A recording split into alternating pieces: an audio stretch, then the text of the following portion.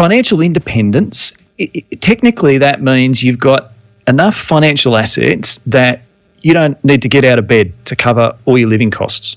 Now, that's great if you can achieve that, but it's not likely to be affordable for people in their 30s and 40s, especially if they've got kids. I prefer financial autonomy, even though they're reasonably related, because what we think about with financial autonomy is gaining choice, and you could say that's freedom. It's, essentially the same thing, but gaining choice is the way I like to frame it. So I think about financial autonomy, A, as being more achievable, but also as being more broad. It's not all about having this big nest egg of wealth and that then throwing off this passive income. It's more around, well, what can I do financially to gain choice, to be happy to live the sort of life that I want to live. Welcome to the Get Invested podcast, where we share great conversations with experts from all walks of life to uncover their secret know-how and where they invest their time, their skills and their money, and the benefits that this has created. You see, the truth is that everyone invests. Every minute of every day, we're investing our time, our skills, our energy and our money in something. Some of us are investing consciously, some unconsciously, sometimes for good, sometimes for bad, and sometimes for no impact. Get Invested will help you to start living by design, not by default. I'm going to help you to make it happen, not let it happen. You will hear the top tips on how you can live with conscious intent so that you can live more, work less, and leave a living legacy by investing now. Listen to the show to discover the top tips on how to get started, make the most of your investment journey, and ultimately to be living your dream, not someone else's. More episodes can be found on iTunes or at bushymartin.com.au/get invested. Thanks for listening, and now let's get invested. Hi, Freedom Fighters. What does financial independence or financial freedom mean to you? What does it conjure up in your mind when you hear those terms? Does it feel like an unrealistic notion? Do they feel unattainable, unachievable? A furry concept so far in the future that it's not worth worrying about, or too scary and too complex to contemplate, so you just put it off and hope that it'll just all sort itself out if you keep working hard enough. And what exactly is financial independence or financial freedom anyway? How do you get there? What do you do in the meantime? And how can I enjoy my life now and invest in my future in a way that doesn't restrict my lifestyle and my enjoyment of life? Now, I don't know about you, but most of the time when I hear about financial freedom from people who've achieved this holy grail, they drone on and on about how they're spending practically nothing so they can retire at a much younger age, like 30. Conversely, you hear the stories of those who may have already achieved financial freedom and are bragging about how frugal they were so they could retire well before the typical retirement age. Now, I don't know about you, but this is not what I want to hear. Sell all your stuff except for a tent and move to the woods so you'll never have to pay rent or utilities again. Nope, no thank you. Realistically, most of us will not want to do the things required to retire at 30, 40 or even 50. In fact, many hardworking Aussies are not saving or investing enough to maintain their current standard of living during their golden years, even if they retired at the age of 70. Unfortunately, financial independence and financial freedom are terms that are bandied around all the time. They often feel like some far-off mystical and unattainable place, so we just give up or keep putting it off for another day. Or we're often so bogged down by day-to-day living that reaching financial freedom seems like some sort of pipe dream. The whole notion of financial independence and freedom often seems like someday just too far away. But what do these terms really mean? Are they the same or different? And what does it actually matter? And how do you know when you're at the so-called stage and what to do next to achieve your definition of what you believe freedom to be? In the past, I've always said that financial freedom is about being able to do what I want, where I want, with who I want, when I want. And that freedom is more about time than it's about money. That true fulfillment only comes when you give freely to others without expecting anything in return.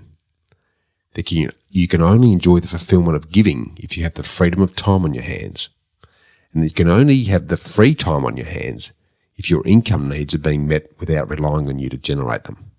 In other words, getting your money to work for you rather than the other way around. And this triggers another key question.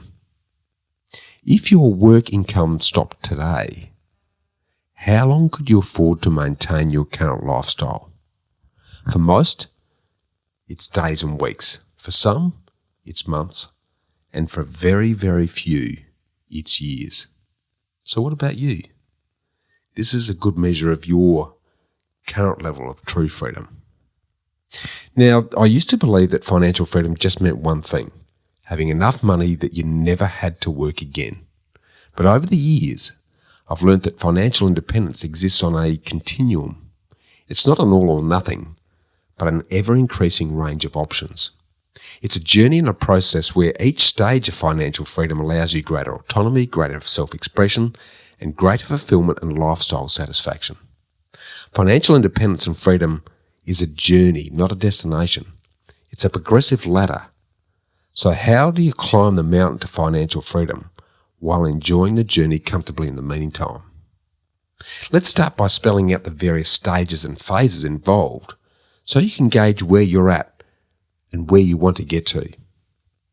Now, if you Google search the words financial independence, financial freedom, wealth, etc., you see that there are a multitude of different definitions and different stages, phases and levels.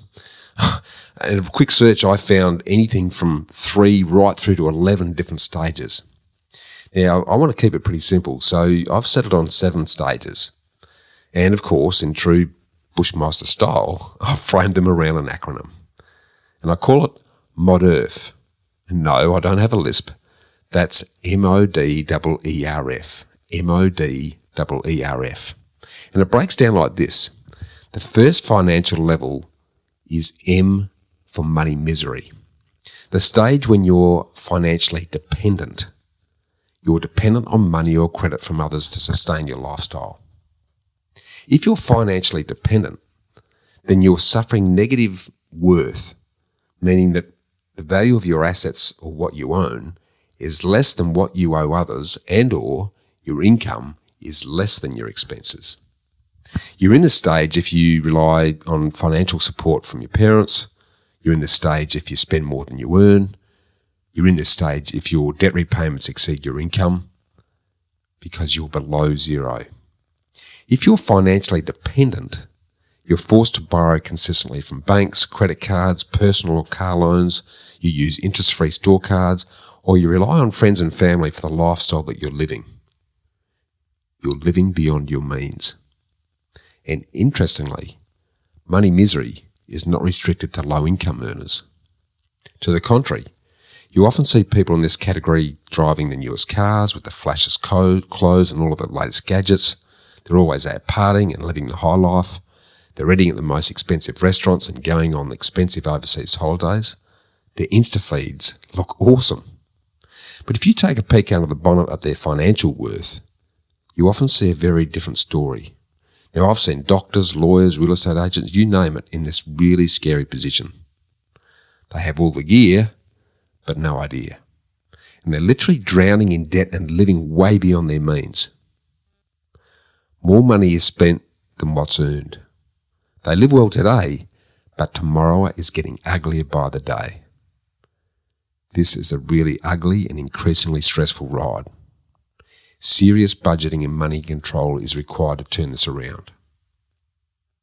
Now, after this, the next second level, and in fact the next 2 levels, are the surviving stages. So the second level, O, in MODERF, is for out of the red stage. In this stage, you earn enough to pay your bills, but you're using all of it to cover your debt and expenses. Here the O is more a zero. You're just balancing the books. You're just keeping your head above water. You're still living paycheck to paycheck. It's what many refer to as the solvency stage. You're able to meet your current financial commitments, and you're no longer accumulating debt. You're effectively in survival mode. When you're earning a small profit, you've achieved solvency. You're out of the red and you're just into the black.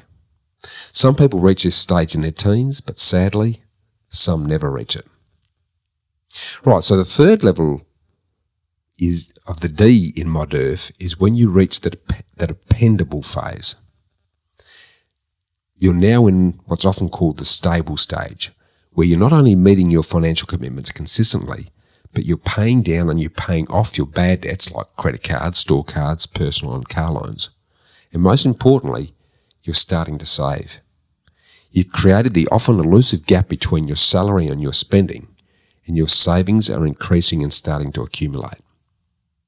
But you're probably not debt-free yet, and that's okay. You may still have some significant debts like paying off a student loan or paying down a mortgage, which you're slowly chipping away at. You're also creating a rainy day saving fund that will cover emergencies or unforeseen expenses. The goal here is to buy yourself some time so that if you lose your work income or a costly unforeseen emergency arrives, like a surgery or an extended illness, you can survive comfortably for a length of time, ideally for a minimum of 3 months and preferably 6 to 12 months. The rule of thumb here is to save or create an emergency fund that is somewhere between a half and 1 times your current income after tax. So if you're earning 80 grand a year net after tax, then you need to have cash savings or an equity war chest of between 40,000 to 80,000 that you can fall back on to live comfortably for 6 to 12 months. Creating your rainy day emergency fund is actually more important than paying off all your debts. It can be via cash savings or by accessing available equity in your home via a separate low-cost interest-only loan that costs you nothing if you don't use it and it's a fraction of the cost of a credit card or an overdraft. It's what we refer to as your rainy day war chest.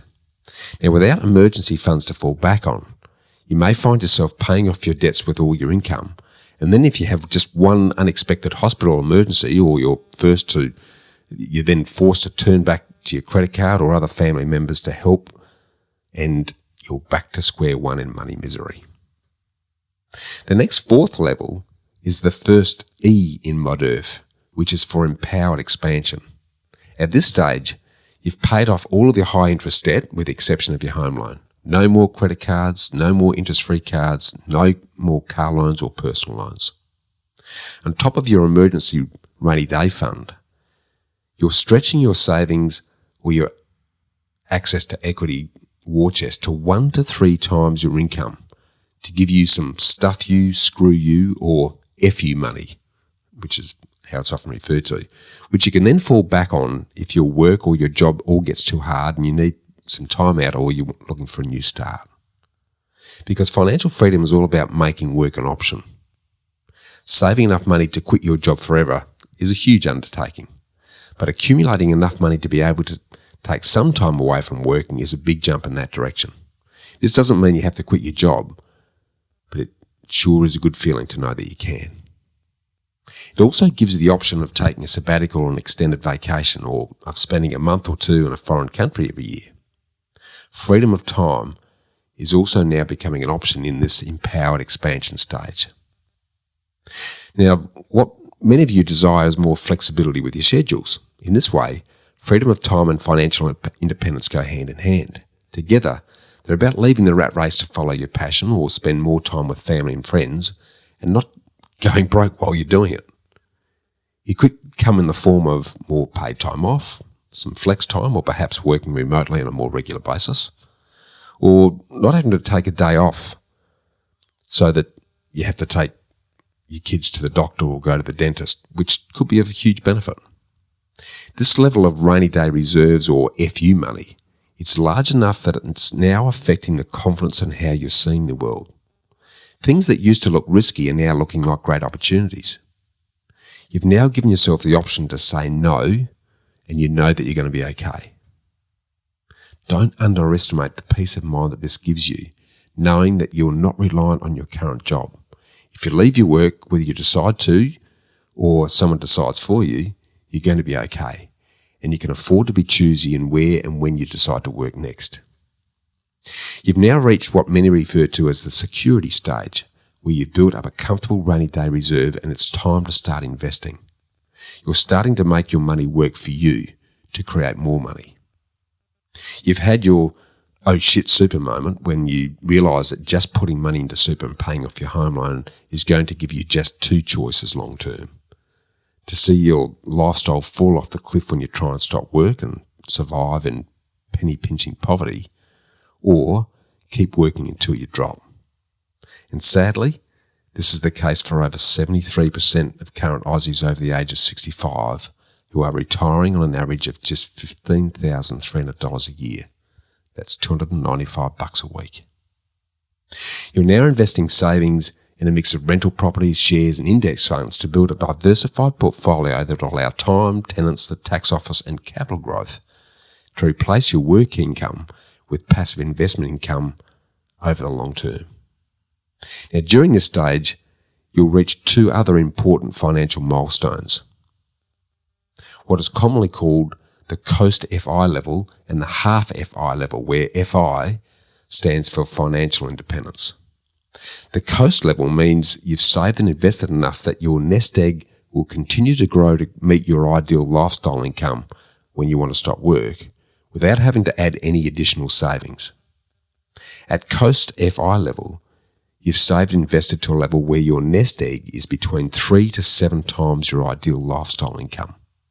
Your required income multiplier, or freedom number, is determined by how long before you want to be able to stop work. As an example, if you're looking to stop work and replace your income when you're 65, then your FI freedom multiplier is approximately 3 if you're 25 years old, while your FI freedom multiplier increases to 7 if you're about 40. So if your ideal ongoing lifestyle income is 120 grand a year, then your FI freedom number based on the 3 to 7 multiplier is an investment nest egg somewhere between 360 and 840 grand. Now this is determined by adding up the value of your super, your investment properties, your shares, and any other income-producing investments that you might have. Note that your home is excluded from your nest egg, as your home is actually a liability, not an asset. As it doesn't actually put money in your pocket, it actually takes money out of your pocket. And if you sell it, you've got to live somewhere else. Now, during this empowered expansion stage, you'll also reach the half freedom level, where you have enough investment income to cover roughly half of your expenses.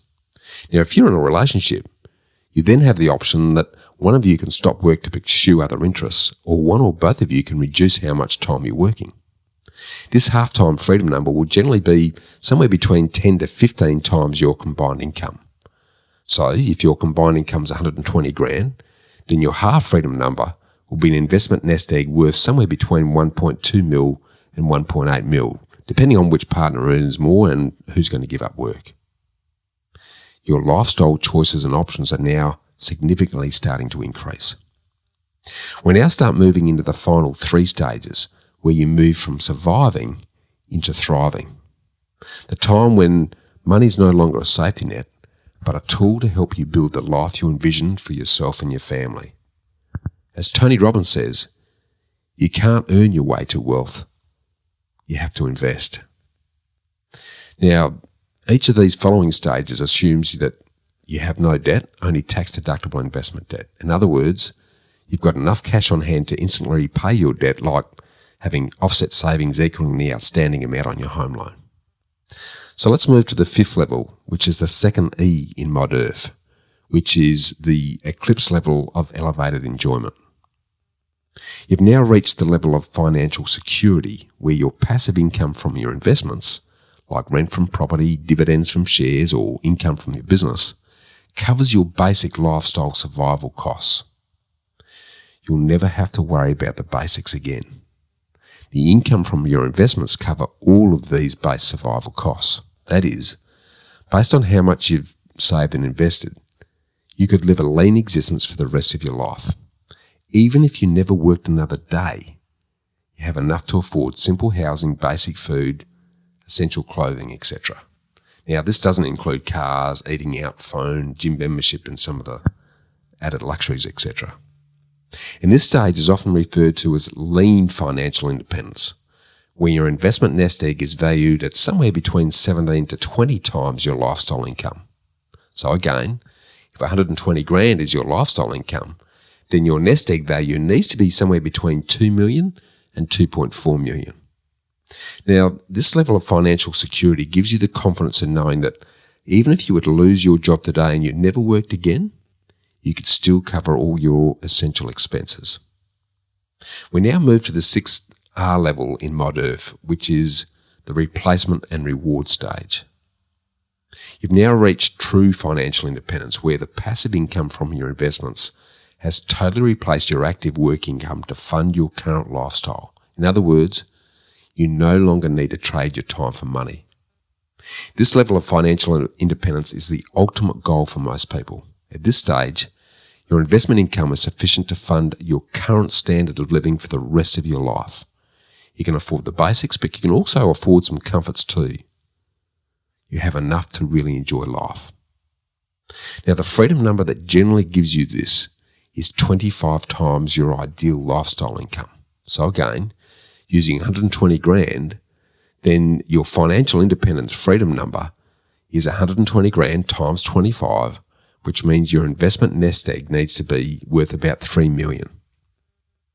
Now, this is based on what's referred to as the 25 times rule, or the 4% rule, which assumes that you can live comfortably on 4% of the income from your investment nest egg value. The final 7th level of Mod Earth is the fulfillment financial freedom stage. This is the level when your investment income funds your ideal lifestyle, when you can enjoy the fulfillment of giving your time and money freely to others without ever expecting anything in return. In this final stage of financial freedom, you not only have enough, you have enough and then some. Your passive income from all sources will not only fund your lifestyle indefinitely, but grant you the freedom to do whatever you want. You can share your wealth with others, you can indulge in luxury or explore the world. At this stage, the power of compounding returns has created a perpetual money-making machine that will continue to generate a financial legacy that will outlive you and protect your family for the next generation, what many like to refer to as the abundance stage. So there you have it, the 7 Mod Earth stages of financial independence. And if you spell Mod Earth backwards, it gives you freedom. Sadly, some of us don't move up through all of the stages, and most don't actually reach the final fulfillment freedom stage. And it's not a one-way street. We can move down a level as well as up. And it can be a bit like snakes and ladders, with divorce and ill health often being the snakes, and investment or inheritance often being the ladders. And you might deliberately make choices that move you back a level, like moving house and increasing your mortgage. So it's important to realise that financial independence is actually a journey, not a destination. This then begs the question, where exactly am I on this journey? Now, it can take a decade or two to reach financial independence, so it's important to occasionally zoom out and know where you are, so you can keep motivated and then stay on course. Seeing the big picture also allows you to confidently pause your journey when shit happens without feeling like you're moving backwards or giving up. And everyone's different. But while almost everyone can adapt to their stuff, having control over your time through independence will always feel great when you have it, and always feel miserable when you don't. And this 7-stage freedom framework also helps you to understand the financial impacts of the choices that we're making day to day. And here are some of the takeaways and rules of thumb that support this. Firstly, money's a paradox. As Ron Holter said on his episode recently, money isn't important, but everything that's important needs money. And in our Western capitalised society, where money is our life-giving oxygen, the less money you have, the more you have to focus on it and the more it controls you. And conversely, the more money you have, the less you need to worry about it. Secondly, the more money you save and invest, the more freedom you have and the greater risks that you can take, and the quicker you'll reach your desired level of financial independence and freedom. Thirdly, the 4% rule, or the 25 times rule, is a great rule of thumb for figuring out how much you need to reach your financial independence. once you have saved the 25 times your annual expenses in investments. Now, assuming average market returns over time, this will easily be enough to cover your expenses for the rest of your life, even with inflation taken into account. Note that it's not based on income, it's based on spending. So for every $100 per month that you can cut from your budget, that's approximately $30,000 less that you actually need to save. And just a 1% increase in savings will give you approximately 2 more years of financial freedom. And let's not forget that the impact of this lifestyle investment approach on your mindset, because as your level of financial independence increases, you chip away at the wall of worry. You're able to make decisions based on what makes you happy, not on dollars. So where are you now, and where do you want to get to? There's no one size fits all. The choice is totally yours, but it's useful to think about where you're at and where you want to end up. Now, if you want to learn more about where you're at, where you want to be and how you're going to get there, feel free to grab a copy of my book, The Freedom Formula, that will take you through it all step by step. For as Jim Rohn is famous for saying, investing and learning is the beginning of wealth. Learning is the beginning of health. Learning is the beginning of spirituality, can't even say it. And searching and learning is where the miracle process all begins. And as a closet muso, you can then follow the wise counsel of great jazz icon Charlie Parker, where he said, master the instrument, master the music, then forget all that bullshit and just play. But a key question still remains from all of this.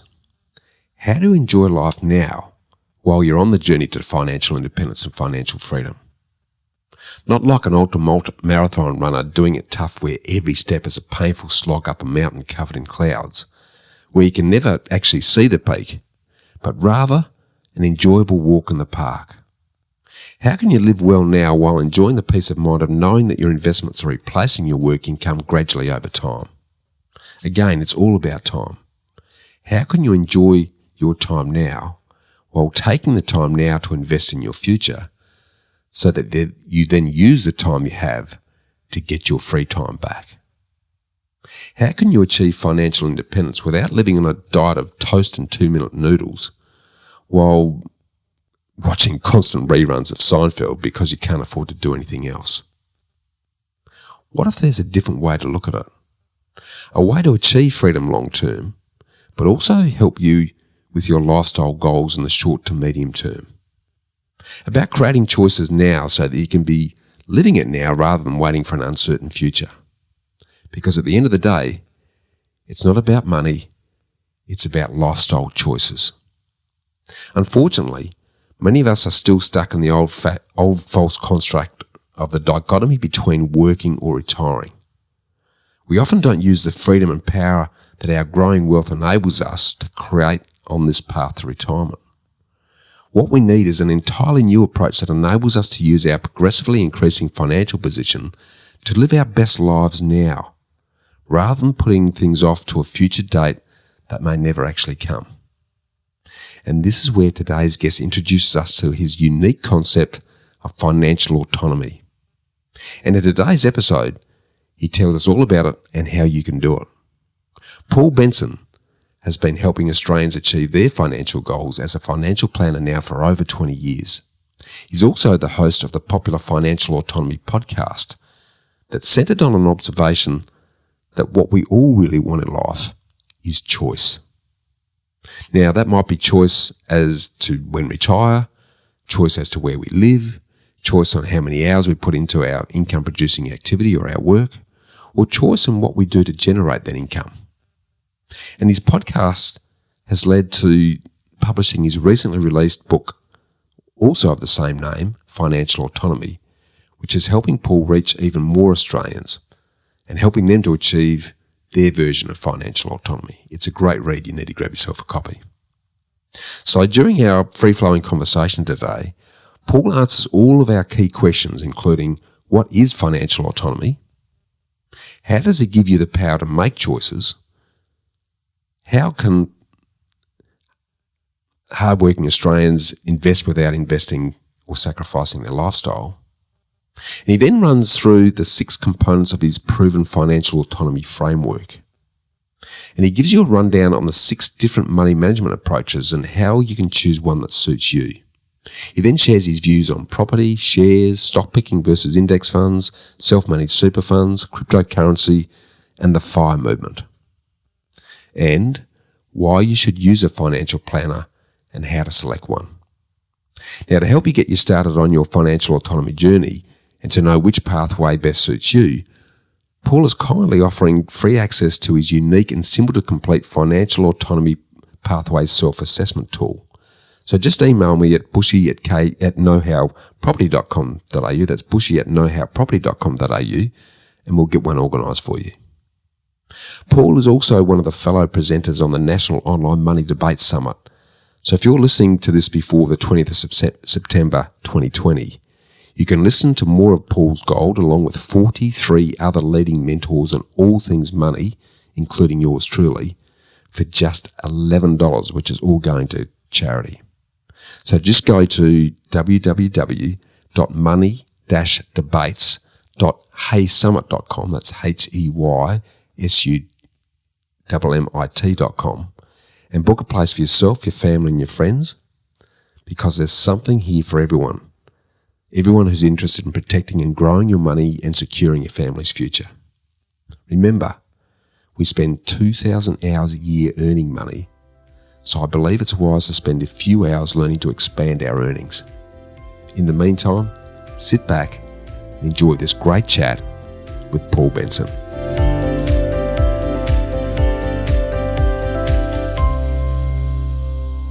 Welcome, freedom fighters. Now, it's rare to come across a like-minded professional in the industry that takes a holistic approach to investing and embraces the full range of approaches and options that revolve around enabling your lifestyle choices and exactly how you want to live.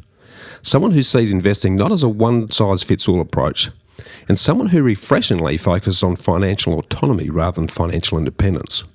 So to deep dive into the full array of choices at your disposal, I'm really humbled to be spending some time with the recent author of Financial Autonomy and his popular podcast of the same name, Paul Benson. So welcome. Let's get invested, Paul.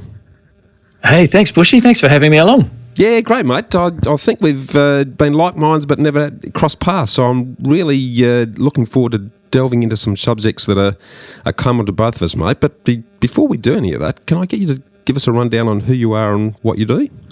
Yeah, for sure. So, look, I'm a financial planner professionally. That's what puts food on the table, and I've done that for 20 years. The last 15 of those as a self-employed or operating a business. And then in addition to that, I have a podcast called Financial Autonomy, as you mentioned. Been doing that for the last 3 years, which has been a lot of fun. And that, fortunately, has led to me being able to write the book that's just come out, which has been great. So having a great time. Yeah, just having a chance to speed read your book that you very kindly shot me. It's a great read. And, thank you. So I'm certainly recommending anyone who has an interest in improving their lifestyle by doing some investing. It's a great place to start. But mate, why do you do what you do? Yeah, look, So I worked for a bank for 16 years, and the last 6 or 7 of those was as a financial planner. So prior to that, I did a few different roles, and a good element of working for a big organisation is that you can jump around and try your hand at a few different roles. Yeah. And during that journey, they were good enough to... So I started there straight after high school and decided that I wanted to go to university, and they were good enough to sort of sponsor me through it. So I did my degree at night. So rather than a 3-year degree, I did it over 6 years, sort of did it half time. Yeah. And through that degree, it was an economics finance degree, and I guess where I saw myself going was some sort of analyst type position. And I ultimately got myself into that sort of role within the bank. And I did it for a year and discovered that actually looking at spreadsheets all day really wasn't, making me the happiest and really wasn't what I wanted to do for the rest of my days. And so that was a real turning point where I really needed to reflect on, where am I going here? I mean, I certainly always enjoyed investments and the financial part, and so I guess I always saw myself having some sort of career in that space very broadly, but I didn't aspire to be a branch manager in a bank, and I found that this analyst role really wasn't particularly what I wanted to do, and so I really had a bit of a reflection and recognised that financial planning was something that really ticked a lot of boxes. Like even in high school, I did work experience at a stockbroking firm. I'd always had that interest, and I think my degree tied into that nicely. The work experience that I'd done fitted in, and so big organisation, of course, they have internal positions, internal vacancies, sort of advertising. Yep. And so I recall there was a position that came up for a financial planner, and I went for it, and I distinctly remember at the interview saying, look, I'm going to apply for every single one of these that you post until you give me a position, because I've had a reflection, I've had 10 years experience, and this is the right role for me. It combines my interest, it combines, I think part of what I was missing in that analyst role was the people interaction. Yep. And so it combined that, I just said, look, this is the job for me. And fortunately, the very first one I applied for, they gave me, which was great. And it really has proven to be the right role for me. As I say, I really do. I like dealing with people, but I like the fact that it's not like being at a shop or something where you're dealing with people but you're seeing them for 10 seconds. I'm really getting to know people, build relationships over time. There are clients that I've had relationships with almost since I begun. And so I really like that element of it, but certainly I've always been invested in investment markets. I do still like a spreadsheet. I like crunching the numbers and the projections, that sort of stuff. So it's been a really good fit, and I still love it to this day. And as I say, I've been financial planning for 20 years, and I'm 48 now. I imagine I'll be doing it for another 20 years. It's something that I'm passionate about. Yeah, awesome, mate. Awesome, and I'll delve into a little bit of that more in a minute, but I'd sort of love to go right back, because you've sort of touched on a couple of things already about your enjoyment of investing from an early age. Can you sort of take us back as far as you'd like to go, and just talk us through your journey so far in terms of what you've invested your time, energy, money and interest in, and some of the learnings along the way, some of the challenges and things that have been pretty tough and turning points to bring us back to what you're doing now? Yeah, all right. Well, I was in high school in the 80s, and the 80s was a bit of a boom period for share markets. And then, of course, you had the 87 stock market crash, which was massive, and you had things like the original Wall Street movie. So share market investing was topical and quite exciting. And particularly my grandfather on my mother's side, I know when he retired, I gather superannuation was far less established at that point, but he worked for a large company that he must have got some sort of retirement payout, because I know that he then put that into shares and were dealing with a stockbroker. And so if he'd come over for dinner, he'd often talk about it, and I think he hadn't had experience with shares prior to that, so he all found it quite exciting and quite interesting, and I can recall listening to him and finding that interesting. So I guess there was an interest in shares and the stock market at that sort of point in those teenage years, and as I mentioned earlier, I did some work experience at a stockbroking firm, and one of the key things I remember there was these days they don't have a trading floor, but back then they used to have it, and you've probably seen it in movies and things where there's all the people on the floor and they're yelling and screaming at one another, and up at the boards there was people called chalkies that wrote things up on boards. Yeah. And one of the jobs I had was the staff there would get phone calls from the brokerage office. A client wants to buy 1,000 BHP shares, and they'd scribble it down on a bit of paper, and then I'd run that out to our guy that did all the yelling and screaming, and it was such a buzz. It was fantastic, It's a high adrenaline run, right? I would Yeah. So it's hard to imagine that it's really that efficient. But anyway, they worked for a very long time. But these days, of course, it's all computer driven. So look, I always had that interest, and then the grandfather that I mentioned, so he used to work for CSR. Some of your listeners might be familiar, so they don't exist anymore. But particularly, he dealt with plasterboard, and you being an architect, you'd be gyprock and all that. You'd be familiar with it. Yep. So he must have got some CSR shares, I gather, as being a staff member, and he distributed them amongst the grandkids. So all of us got a small amount of these CSR shares. So they were the first shares that I ever owned, and that was very exciting. And they had an ability at the time where you could buy more, like you could per month, you could chip in $50 a month or $100 a month. I can't recall what the minimum was, but I'm sure whatever it was, the minimum was where I was at. But you were able to do that and progressively buy some more. And I had a part-time job at Coles, so I had a little bit of cash there. And so I remember buying some more of those, and that really sort of got me started. And I did some other share investment in my 20s once I was in the workforce, and through those shares, ultimately, that was what became the deposit on my first home, and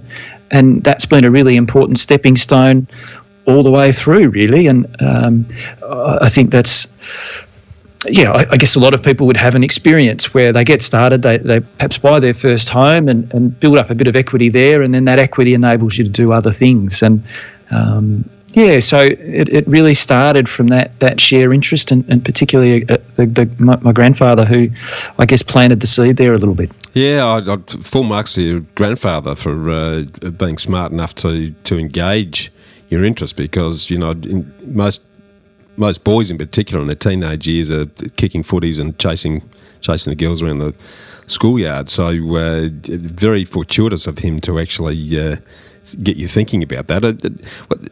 Talk to me about your sort of relationship with money, because what I'm hearing already is that you're very comfortable with it and very comfortable with the concepts around it. Was that something that was born out of an interest that was sparked by your grandfather, or is it something that has always been very comfortable for you, Paul? I'd say I've always been reasonably conservative when it comes to money. Someone who likes to pay off their debts and have never had trouble with out-of-control credit cards or anything like that. So I guess I've always been, I don't know, sensible/boring, if you like. but I like spending money on nice things and going out to nice restaurants like anybody. But I have always had a pretty good sense of, well, this is how much I've got to spend, and there's no easy way to spend more than that. So I suppose I would say, and I guess particularly in the last 20 years, it's my day-to-day job thinking about, looking after my clients' money. So it's not something that I can easily forget, even in my personal life. So. As I say, I'm comfortable with money. I don't get particularly stressed about money generally, although we might get into it later on. There certainly was a period there where it was stressful, but generally speaking, I don't worry about it too much, but I don't find it particularly difficult to sort of live within the means, I guess, is probably where I'm at. Yeah, no, understood. Yeah, that's really good. Well, let's go there right now, actually. You mentioned that there was a period where you were a little bit stressed around money. Talk us about what was the lead up to that, what happened, and what did you learn from it, and where did that take you to from there? Yeah, so I touched on late 2005. I made the decision to leave the bank and go out on my own for a variety of reasons. If time permitting, we can talk about those later. But nevertheless, made the decision to go out on my own and operated as a one-man band for a few years, and that was going okay, but the growth was slower than I would like.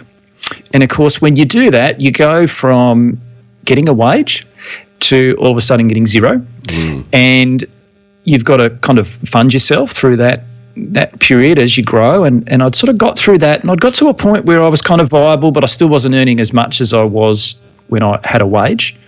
And an opportunity come up. Another planner was retiring, and there was an opportunity to buy his business.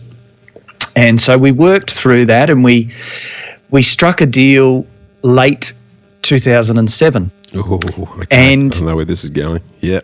Right. So late 2007, and those numbers seemed pretty good. And as it turned out, and some of your listeners might recall, but the share market ended up peaking in November 2007, and that was pretty well exactly the point that we handshook on a deal. And to be fair, he wasn't to know that, and certainly I wasn't to know that. So the share market started to tank, and that was the beginning of the GFC.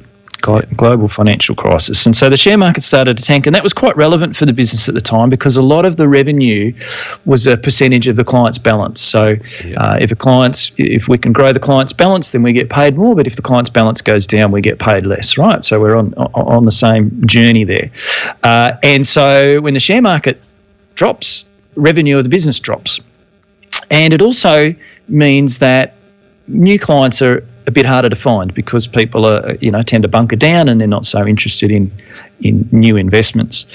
And so markets were dropping, and me approaching the banks and look how, I want to finance buying out this business. And that sort of was a bit of a challenge. And anyway, we had to sort of renegotiate the price a little bit. We still got the deal done, and ultimately I settled the 1st of July 2008. And at that point, the share market was down about 30%. And by normal sort of bear market standards, 30% is about the norm. So I was hoping, maybe I'm getting in at somewhere near the bottom. But unfortunately, that wasn't the case, and the market kept on dropping, and ultimately it dropped 50%. And certainly through that first 6 or 12 months was stressful because I had a lot of debt associated with buying this business, and the revenue that I had anticipated wasn't there. And new business was pretty thin on the ground, and it was certainly a challenging time. And I certainly distinctly remember at one point, because as I mentioned earlier, I'm a bit of a spreadsheet guy, so I'm there forecasting. Well, here's how this goes, and here's my loan repayments, and blah blah blah. And I'm not looking where this ends up down the road here if conditions continue like this. And to the point of going home to my wife and saying, look, we might have to sell the house here because I don't know that I can make all this stack up. The house, of course, was security for the loan, and she was wonderful and certainly something I've never forgotten. But she sort of, well, if we have to, all right, we'll just rent for a couple of years until we rebuild, which was great. But I was certainly driving home and steeling myself to have this conversation of, look, there's the potential here. Unfortunately, it never happened, but I wasn't looking forward to that conversation, I can tell you. So it was some stressful times there, but fortunately we were able to get through. And of course, investment markets did progressively recover, although it took over 10 years for the share market to get back to that previous high. The Australian share market, fortunately, global shares did a lot better. But it was a challenging time, but I think it was also a really useful time for me as a business owner as well to think about resiliency, to think about, as I say, the structure of the business at the time is that a lot of revenue was tied to what the share market did, and that seemed good when markets were going up, but maybe wasn't so smart in periods where they really took a tumble.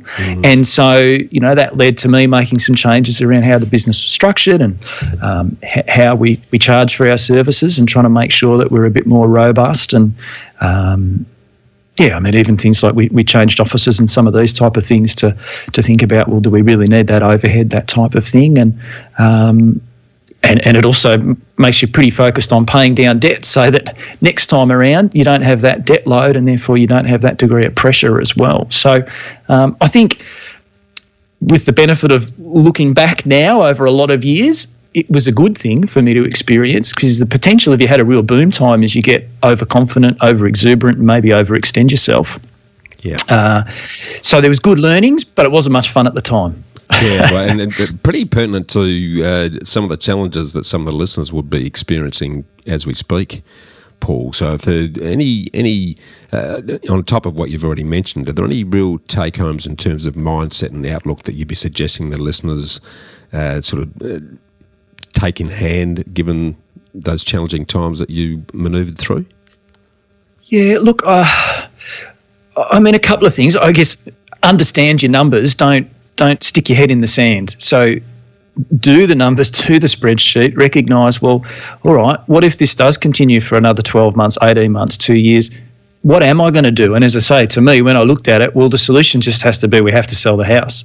Now, fortunately, we never got to that, but at least I knew that was the solution and it was possible, and we just have to rent for a while if we had to, right? So if you're in a position where you're worried about things, I'd encourage you to not stick your head in the sand, to have a look at, well, all right, if I'm, let's say, due to COVID, you're out of work, I guess is the most likely scenario right now. Let's hope that improves in the coming months, if not early in 2021. But it wouldn't hurt to do the numbers. Well, what if it doesn't improve for the next 12 or 18 months? What would I do? And just have that plan in your back pocket. Hopefully you never need it, but it might give you a nice bit of peace of mind if you've at least figured out, well, this is what we'd do if we really had to. Yeah, no, good advice. Well, let's leap forward a little bit, and I want you to paint a word picture for me of what your ideal lifestyle looks like. What are you doing with who, where, and when? And then sort of circle back and look at, okay, well, what are you investing in terms of time, energy, and money that's going to get you from where you are to there, if there is a gap at all? You may be there already, mate. Yeah, well, look, I mean, I guess right now, so I've got 2 teenage sons. They're going through high school, and, we're doing... I guess we've chosen to do as much investment as we can in their education, and so there's some school fees there at the moment that I'm sure there are plenty of people that pay more school fees than we do, but I don't know, we pay enough anyway. So I must admit that, at the moment it's pretty well. My oldest is in year 12, his final year, and with COVID it's a shocking year for the year 12s. It's terrible, but anyway, they're in that phase, right? So at the moment for me, it's really seeing the boys through their education, seeing them get past high school and presumably into university. But I guess really once they get to university, look, it's up to them. I'm stepping back. So the job's done. Job's done. It really does feel that way. I don't know, if you've had a similar experience at all, Bushy, but it really does feel that way, with one on the cusp. It's like, gee, my job's almost done here. If it all went pear-shaped, you can go out, kid, and get a job, and you can support yourself at this point. So, so at this point, it's getting through that. Obviously, I'm having a lot of fun at the moment with the podcast and getting out with this book and that sort of stuff, and I enjoy my work, and so not looking to make any changes there, but something that my wife and I have had a plan for quite a while. And in fact, we've got a sheet stuck in the inside of the wardrobe, and it's a bit of a timeline, but thinking about the phase when both the boys have finished high school and perhaps as a consequence, we're freed up a bit, is to be able to live 2 to 3 months a year overseas and still just work remotely, but not be here in Melbourne. And, we're making really good strides on that. And I guess this being self-employed is part of that element. So my wife also has a business. Unfortunately, that's in tourism, so that's been hit very hard with COVID. But nevertheless, it'll come back. And so, we think a lot about how can we organise ourselves so that for 2 to 3 months a year we can be on the other side of the world, perhaps. And the fact that hopefully while we're doing that, the boys are probably still living at home. They're probably still at uni. That's kind of good because then we've got pet sitters as well. And so we can do that. And this sort of COVID lockdown, as I mentioned, I'm in Melbourne, so I'm in round 2 of lockdown right now. And I must say, this second round, I've got better at it than the first time. And and so that just makes me think, well, gee, there's not a lot of reason why I couldn't be doing what I'm doing from New York. It just might mean a bit of a time of day shift to time with Australian hours. But if I can do all this from my spare room at home, then I can equally be doing it from New York or from Paris or Rome or somewhere else. So so that's feeling very real at the moment, and that's something that we're certainly working towards, my wife and I, and looking forward to, and we've got some even sort of stretch targets there. I guess some other ones that we might do if we can prove that we could be on the other side of the world for 2 to 3 months a year. But yeah, that's what we're working towards, and I guess in terms of what we're doing about it, well, as I've already mentioned, some of that is about self-employment and having that flexibility. Beyond that, it's, I guess, being in a financially strong position as possible in terms of, paying down debt and some of these sort of things, and obviously having the cash flow to support things. So, that's hopefully that answers your question, Bushy. That's the sort of stuff that we're thinking about at the moment. What's sort of coming in behind that? You mentioned the business contribution to helping make that happen, and there's a bit of focus on some debt reduction. Outside of that, what are you personally investing? And perhaps take us on your investment journey. So you got some shares from the grandfather way back when. Talk us through what you've invested in as you've moved through to get to your current point, and then what will you continue to invest in beyond this to help facilitate that the nomadic lifestyle that you're looking to achieve, which is very similar to the plan that my good wife Sonia and I have adopted as well, mate. So I love it. Fantastic. Yeah, well, no, thanks for that. And actually, and I might just sort of briefly touch on just in the book, and it's not just the book actually, but our whole framework, we talk about 3 pathways, and we'll talk about these later, but just for the listeners, just to touch on now because it's relevant to this journey, we talk about investing in shares, investing in property, or operating a business, being self-employed. And within the book, I cover different journeys, one of which is my own. And so your question there is really spot on and really ties in. Thank you for asking it, because it really ties in a lot to what I think about, and you touched on in the introduction around how there's no one right path and one right journey. There are different solutions for different people. And so the answer to this question, as you touched on, so I started off investing in shares. Shares became the deposit for my first home, which was a little flat in Kew, and I just through no skill of my own, but just through luck, that had some good growth over the about 3 years that I owned it, and then over that period, my wife and I met, and we decided we wanted to buy a home, something more appropriate for raising a family. So we moved from one home to the next, and she made a contribution into that too, of course. So then we had a home together, and then paid some of that down and some capital appreciation. That was then what gave me the equity available, I guess, to buy the business. And so then for the preceding years there, the focus was primarily on paying down that debt. Of course, had superannuation floating around in there, and as a financial planner, obviously that's something that wasn't going to be ignored. So was able to, we moved to a self-managed super fund at one point, and was able to use that to buy the office premises that I now operate the business out of.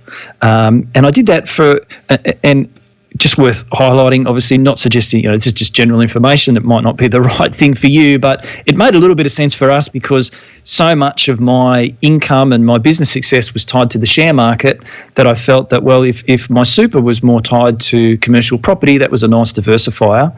And it also, when I was looking for suitable premises, I was a bit horrified at spending $20,000, $30,000, $40,000 on a fit out and then potentially leaving it behind when we moved. So I felt, well, at least if I bought the premises, whatever I spent on the fit out, if we outgrew the premises, at least I get some sort of value back on the fit out that I did. So we got into some commercial property via our super along the journey.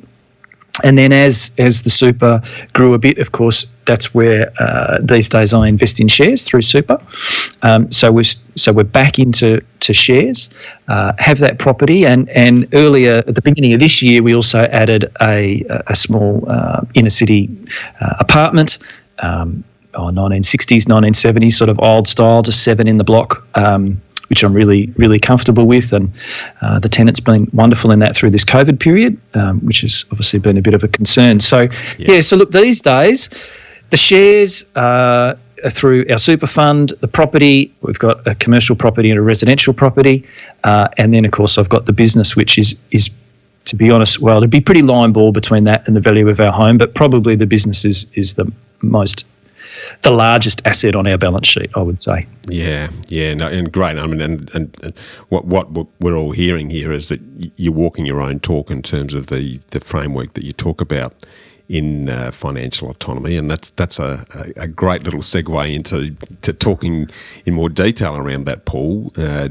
Having had a chance to, as I say, speed read the exercise is a great framework that you've outlined in the book for someone who's starting to think about, well, what should I be doing, and how can I get enough information to work out what's the pathway and what are the options that are going to suit me. Let's dive straight into that, if you don't mind, and talk that through. But before we break down that six-step, the six components of your framework, can you sort of, for the listeners, really break down what financial autonomy is as you see it, and how that perhaps might differ from the traditional focus on financial independence and financial freedom and wealth and everything else that you hear sort of bandied around willy-nilly. Can you sort of draw the distinction for us so that the listeners understand exactly what you mean by financial autonomy? Yeah, absolutely. Thanks, Bushy, and yeah, certainly one that I like to explore. So, financial independence, technically that means you've got enough financial assets that you don't need to get out of bed to cover all your living costs, right? So you've got usually shares and property, and they throw off enough income that all your income's covered before you do anything. Now, that's great if you can achieve that, but it's not likely to be affordable for people in their 30s and 40s, especially if they've got kids. I mean, there's the odd person that works at Google and earns squillions, but for most of us, it's not going to happen. So financial independence, and you sometimes see the acronym FIRE, Financial Independence, Retire Early. Financial independence is likely not all that helpful for people in their 30s and 40s. And by the time it's achieved for most, which is maybe people in their 60s or 70s, it's almost a bit incidental. It hasn't really driven what they've done. So that's financial independence, and that's why I prefer financial autonomy, even though they're reasonably related, because what we think about with financial autonomy is gaining choice, and you could say that's freedom. It's essentially the same thing, but gaining choice is the way I like to frame it. And so if your choice, for instance, is, well, what I want to do is cut back to 3 days a week work, that choice might be able to be achieved by just restructuring your loans or cutting down on some expenses. It could be moving from the inner city place to somewhere rural, for instance. So you could achieve your goals without achieving financial independence, but you can still achieve financial autonomy. So I think about financial autonomy, A, as being more achievable, but also as being more broad. It's not all about having this big nest egg of wealth and that then throwing off this passive income. It's more around, well, what can I do financially to gain choice, to be happy to live the sort of life that I want to live? And I know that's the sort of stuff that you explore a lot, Bushy. So so look, that's where that sort of thought process comes in, and I'm sure from your listeners and hearing your past episodes, I'd imagine there'd be a lot of alignment there, because I know we're very much on the same page. Yeah, very much so, and it's got to be about lifestyle ultimately. And what I love about investing, if it's done the right way, it gives you peace of mind so that you can enjoy today, knowing that that tomorrow's progressively looking after itself. But it's doing it in such a way that you're not living off baked beans and dog food while you try and hold on to an asset that doesn't give you any lifestyle. I don't see any merit in exercise. And that's something that comes up a bit with the hardcore FIRE advocates is, yes, I've achieved financial independence, but they've done it by living off 15 or 20 grand a year and rice and beans and this sort of stuff. Well, I don't want that. And even, as I say, once a lot of the extreme ones that you see, they don't seem to take into account kids. I mean, I've wanted my kids to be able to do the sport that they want to do or the music that they want to do and that sort of stuff. And generally it costs money, and mum and dad's got to come up with it. And I think as a parent, that's my job to do it, right? And so trying to live this frugal lifestyle so that you can quit your job at 30, it just doesn't resonate with me, and I don't think it resonates with a lot of people. No, and just for those listeners who may be wondering what we're talking about when we mention FIRE, it's the Financial Independence, Retire Early. And it's almost become a cult-like movement, particularly in the States, but increasingly so here locally. It's a bit more underground here, but it's certainly getting a lot more voice. And while I think the goals of the financial independence piece are sound in terms of the goals, it's what it does to your lifestyle in the meantime that I think perhaps needs a little bit more balance.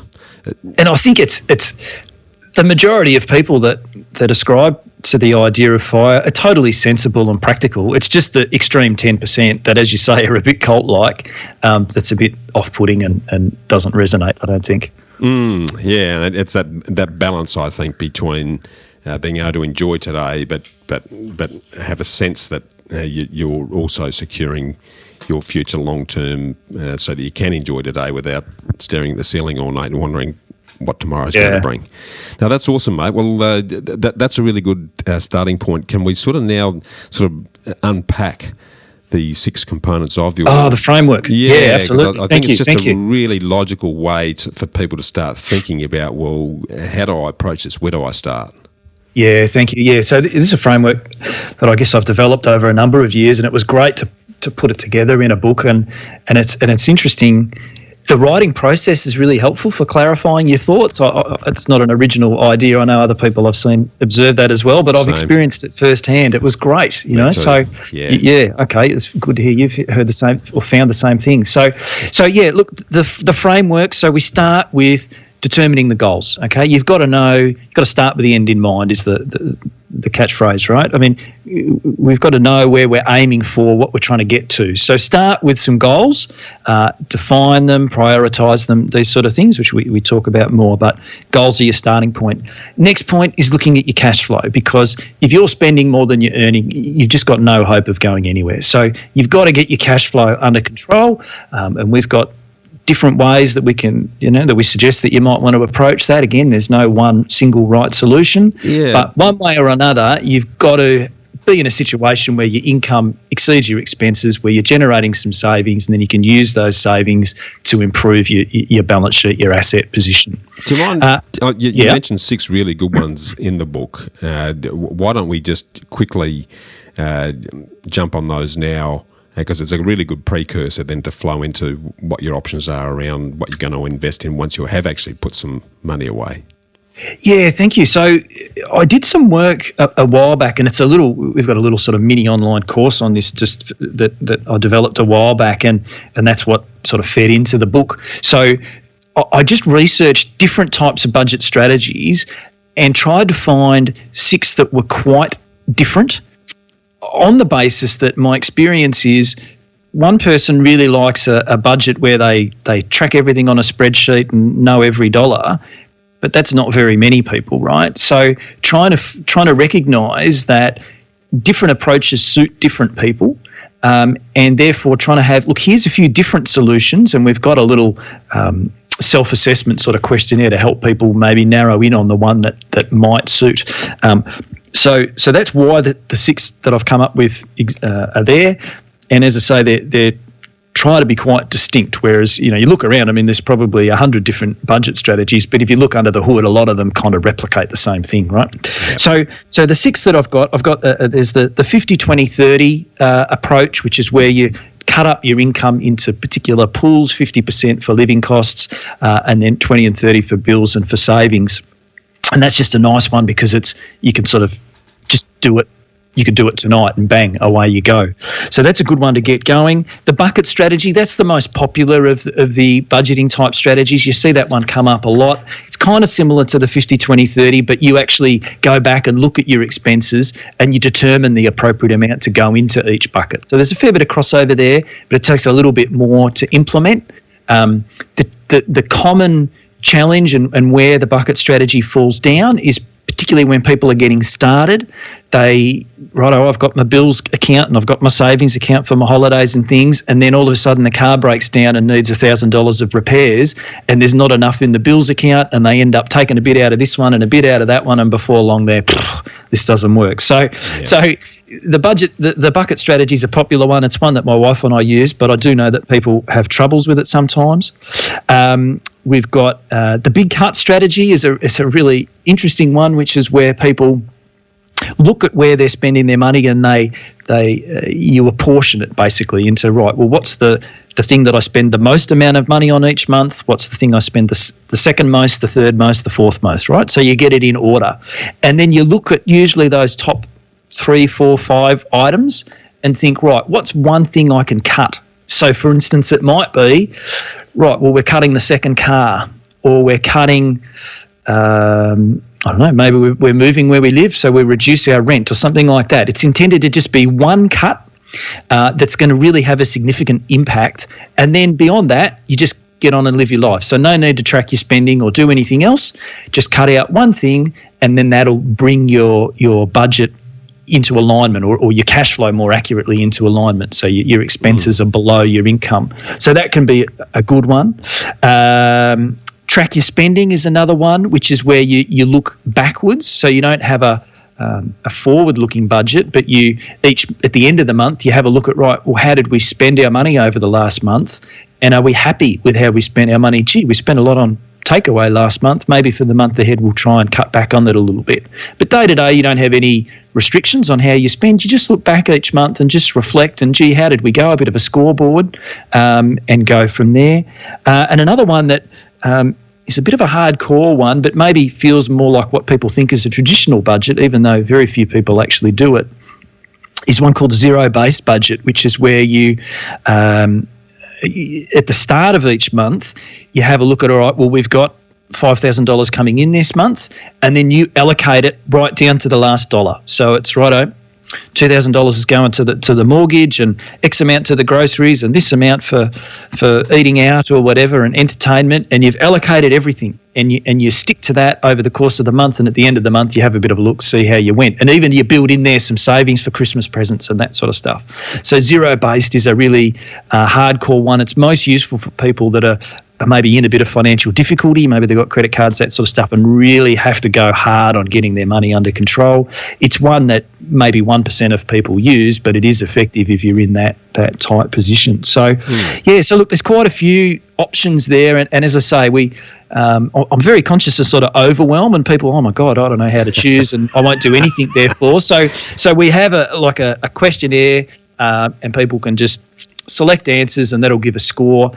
And then that says, all right, well, the most likely strategy for you is this one, so the bucket strategy. And we even have a plan B. If the first one, you have a look at that and you feel, maybe not quite, then we've got a plan B for you to check out. Love it. Yeah, and again, it's sort of horses for courses. That you'll get the propeller heads and the engineers who are spreadsheeted up to the eyeballs that would love to do the zero-based budget to track every cent, and at the other end of the scale as well, let's just do 50, 20, 30, because that's pretty easy for us to roughly work out, and we'll see how that goes. So just an awesome way to really start getting conscious around what your money's doing, rather than the head in the sand approach that sort of gets to the end of the month and they've got a whacking great credit card bill. So great start there. So once we've sort of moved, we've got our goals, we're starting to manage our cash flow using a combination or a mix of what you've just mentioned there. What's the next step from there then, Paul? Yes, so then we get into the three pathways. So as I touched on, it's shares or stocks, property, and self-employment, might even include side hustle, that type of entrepreneurial type activity. And feedback that I've had is that maybe that's something that's a bit new to people, or a bit interesting is and we sort of touched on this earlier around the journey, Bushy, but the fact that, so I don't have to just be a property investor or just be a share investor. I can actually combine those, and absolutely you can. And the other element, and it's not suitable for everyone, of course, but as I mentioned, one of those pathways is this self-employment angle or element, and that just really comes about. This whole framework has been the accumulation of me working with people for 20 years, and so I've just observed, well, who has gained choice, who's done the best in terms of flexibility and freedom, and many, certainly not all, but many people that I've observed, it's happened because they've started a business of some sort. And maybe they've obtained the freedom through selling the business and getting a chunk of money that way, or sometimes it's just a good business that throws off cash, and that cash they've been able to use to do things that they want to do with their life. Yeah. So go on. Yep. I was just going to say, so that just feedback I've had, and hopefully it sort of it gels with your listeners too, is that that self-employment pathway is maybe one that doesn't get a lot of mention broadly, but is certainly a way that quite a lot of people end up gaining choice and freedom and flexibility. So they're the three pathways, and through the book at the start of each chapter, we've got like a diagram that shows you this framework, and it sort of shows you, right, you are here sort of thing, so you can see where you're at. We've got again, another self-assessment tool that helps point you towards, right, well, which of those three pathways is maybe most appropriate for you right now, so that you can, again, not sort of procrastinate and get overwhelmed and do nothing. Hopefully we can get you to move forward with one of those, fairly soon, get you to take action. So we've got those three pathways, and then that all culminates, because as you touched on, there's 6 elements in the framework, and so the 6th point right down the bottom is that you gain choice. Of course, the ultimate outcome, you get to your destination, you get to that objective, that goal that you're trying to hit. So yeah, that's the framework. Yeah, it is a really a good framework. And as I was listening to you then talking about stocks and property and self-employed, in that order, that's pretty much the journey that my good wife Sonia and I have been on. We started with stocks to build up a deposit for our first property. We actually were rent investors before it was a thing, because a good accountant pointed us in the direction that it would be smarter to put our deposit into investment properties and have everything tax deductible versus putting a dirty great noose around our neck. And we're happy to do that for quite an extensive period of time. And then we started our businesses being sort of almost Kiyosaki disciples at that stage of the game. This is the late 90s that I'm talking about when I started again. So each of those three, and I think I'd love to talk about this a little bit. Two things here. Being self-employed, yes, absolutely, but I think people need to go in with their eyes open on that. I mean, you talked about the challenges you had when you jumped off the cliff from the bank to start your financial planning business. It's not without its challenges, and you certainly need to be positioning yourself and preparing yourself to take that challenge. And I normally say to people, you need a cash reserve of 2 years that you can fall back on to get across the chasm, because that's when most of the cash flow challenges might sink the ship. But if you are going in through that, and then you're setting up a business that becomes a system that doesn't just rely on you and is producing income for you ultimately, that then becomes a saleable asset, then that really is ticking all of the boxes. What are your thoughts around that, mate? Yeah, look, I totally agree with you. Self-employment is not for everyone. I mean, for one, it depends on your profession. If you're a nurse or a policewoman or something, well, self-employment's not an option. So for some career, occupations, it's not going to be an option anyway. And aside from that, it's just not everyone's cup of tea. So absolutely. And I guess, again, there are the three pathways, but they're not right for everybody, and some sort of combination. So, certainly self-employment doesn't have to be a route that you follow. That's not at all, what I'm suggesting to the listeners. It's one of the potential pathways, and I think it's one that maybe doesn't get quite enough attention. But yeah, you're right. It's certainly, you've got to go in with your eyes open and get some good help. You touched on, you mentioned your accountant there in terms of property, but you'd want a good accountant by your side when you start a business too, I would suggest, and some good mentors, some good people around you as well, and certainly knowing what you're getting into and being in that.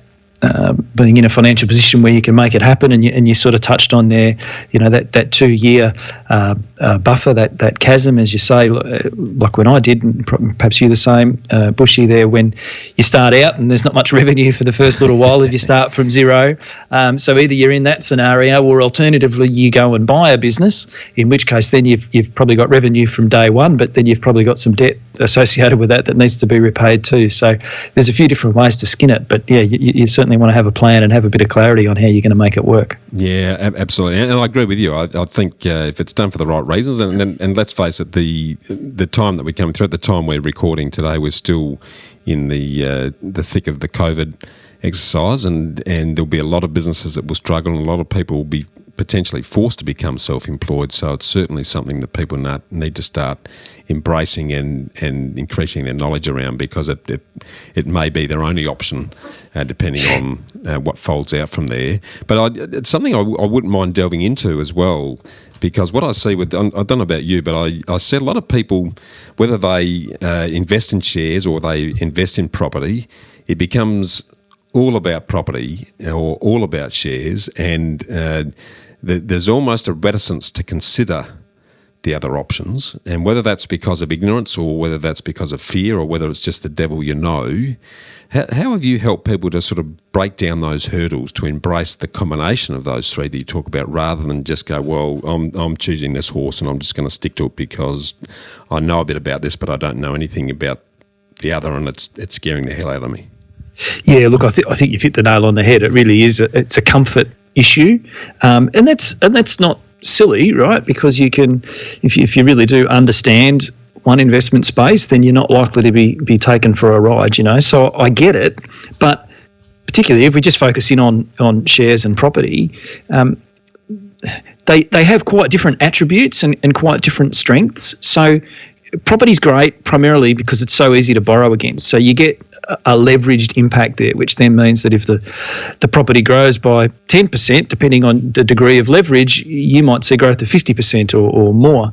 So property is wonderful from a leverage point of view. It's also potentially wonderful from a regular cash flow point of view. If you've got a good tenant, then you tend to get pretty reliable monthly cash flow, which is lovely. But it is pretty illiquid. You can't just decide, oh, gee, I've hit a bit of a hurdle here and I need some cash next week and get it from your property typically. There's also a lot of transaction costs, stamp duty, conveyancing, all these type of things. So it tends to be a longer term asset. The other element, of course, is properties do wear out. So there's a bit of maintenance and there's a little bit of things to think about there. Yeah. Shares, of course, the attraction is you can invest in shares with $1,000 or $5,000, so they're much more accessible. If something happened and you needed your money quick, sell it, bang, you got your money in 3 days, so that's lovely. And the transaction costs are negligible. There's no stamp duty, and share trades these days are $15, $20, $30, So very, very cheap. But the trade-off is that there's volatility and not so easy to borrow and have that leverage impact. It's not impossible, but it's not as easy.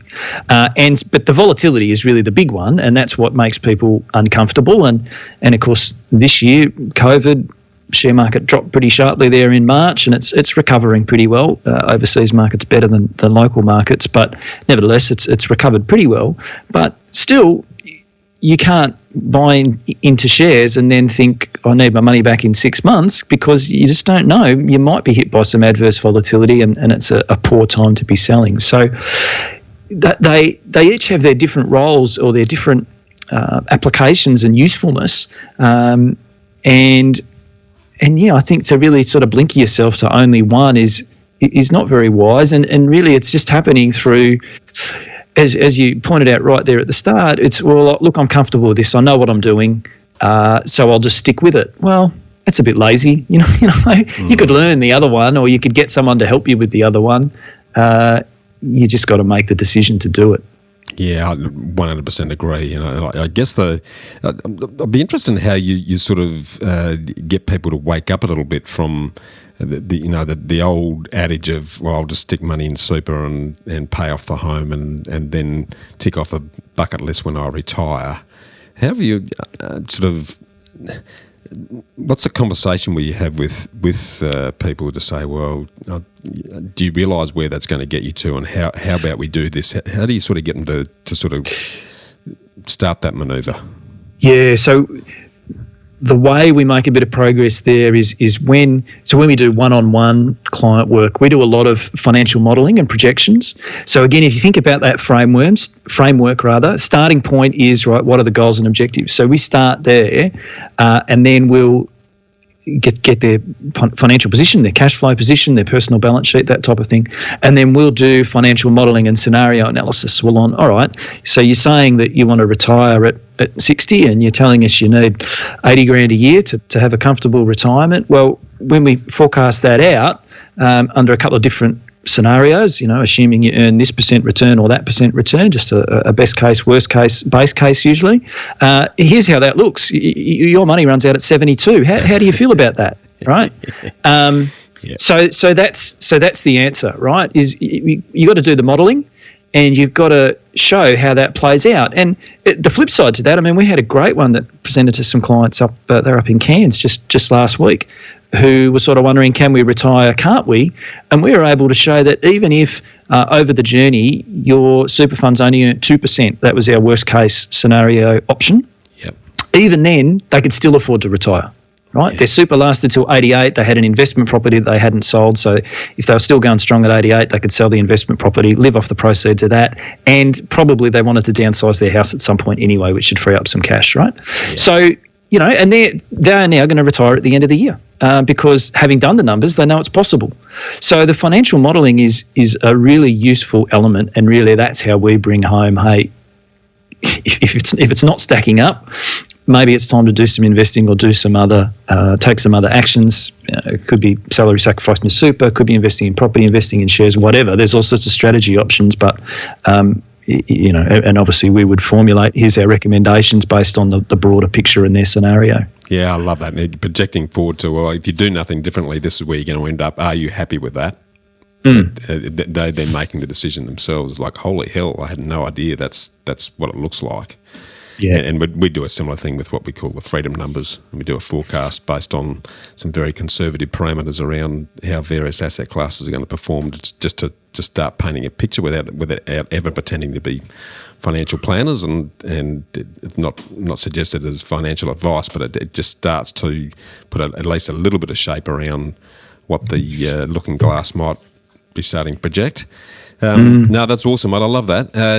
What about because there's still a lot of Australians who are in that mould of, yeah, that's all really good, Paul, and bushy, but I'm just going to pay off the home loan and stick some money into super, and then maybe I'll think about investing. What's your response when you hear people talk about that?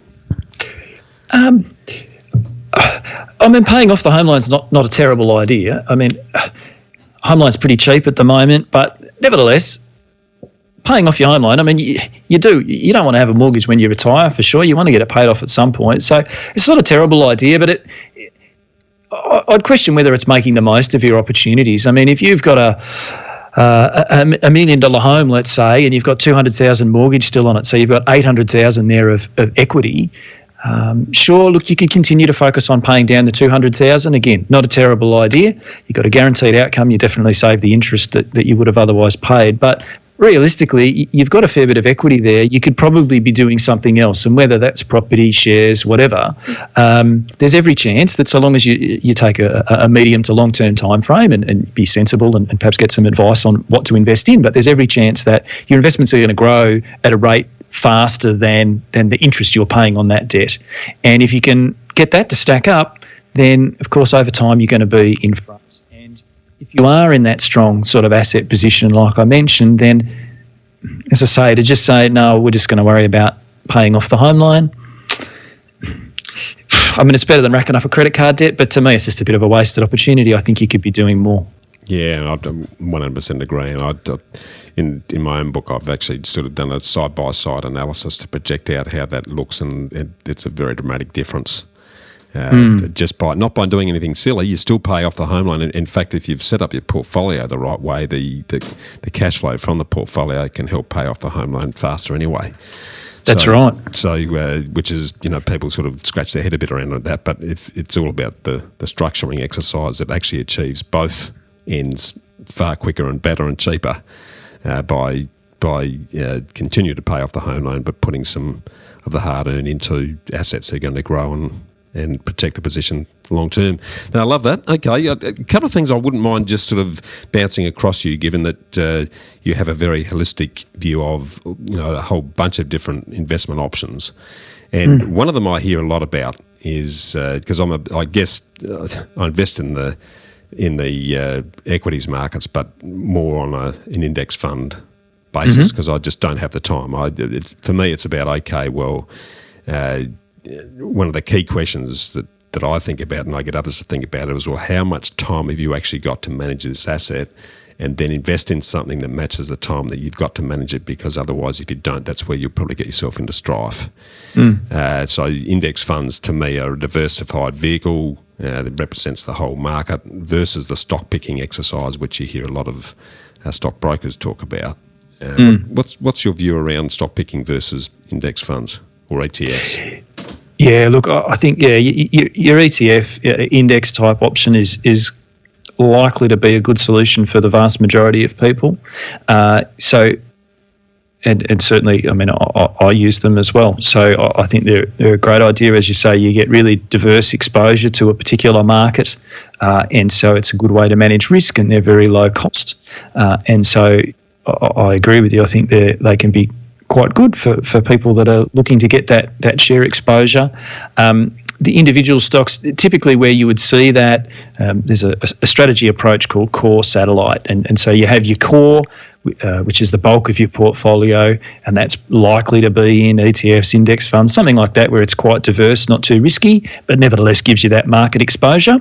And then you have your satellites, which could potentially be individual stocks if you had an interest in it and you felt inclined to do that research. And it can be quite interesting to, I guess, just like you maybe you follow a football team or something, you can follow some individual businesses and see how they go and think about, well, how's the economy tracking and who's going to benefit from this and who's not. And so sometimes you can have some individual stocks as your satellite holdings that are relatively small compared to your main portfolio, but perhaps just give a bit of interest. And of course, you're hoping that one of those satellites might be the next Amazon or something, that's going to grow and go crazy. So that's typically, if you were to go the individual stock route, and I don't think it's necessary, you could certainly just go your ETF index type options. But if you wanted to go that route, then that's usually where the individual stocks would come in. It would be as satellites to a core conservative portfolio. Yeah, I love your thinking around that, because it's I guess